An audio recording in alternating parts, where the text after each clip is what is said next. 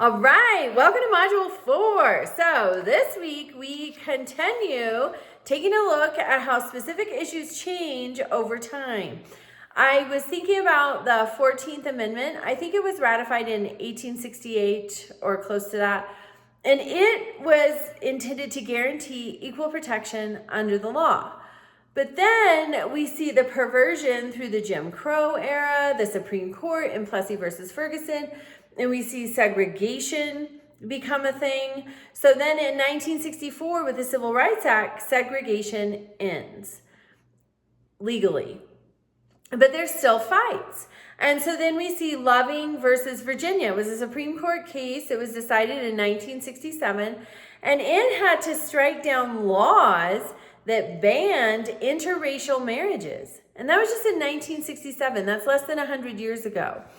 Things are constantly changing. If you want to, it's always a good idea to check out the Supreme Court, because as opinions on issues change, there are always Supreme Court cases about these things, these important things.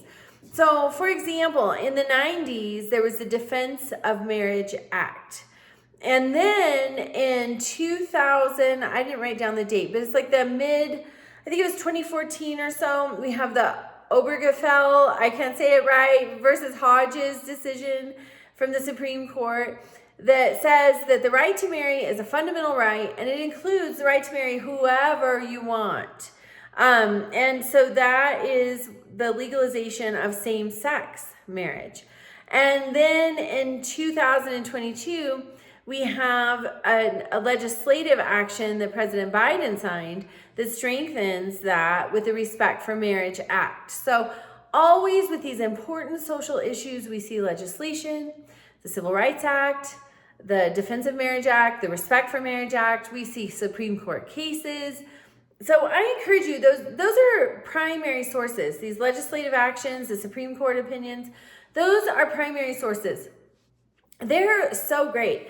The Supreme Court is full of historians, and I think it's because they always have to know the precedent of an issue, what has happened with an issue, and that helps them explain where they're going to take the issue or if they're going to leave it the same.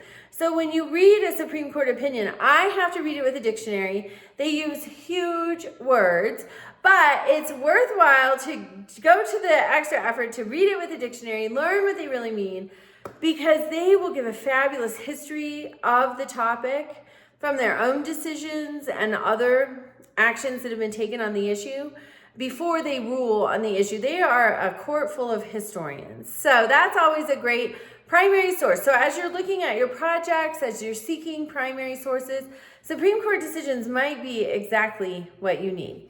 Okay, so this week we're looking at how the perception of the LGBTQ plus community has evolved, how their rights have evolved and become codified in law.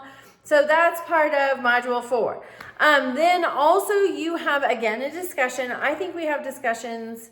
We may have them every module. I'm not sure about Module 7, but we have a discussion. Please make sure that you're responding to 2 of your peers in those discussions for 2 reasons. Number 1, you don't want to miss out on those points. If you miss out on 15 points over 8 modules, which is the point total for your replies, that becomes significant, more difficult to get an A. But also, your replies are important. They help enhance the overall learning experience. So don't neglect those. All right, and then you have an assignment this week, also a journal assignment. Again, it has to do with your project, so keep that in mind.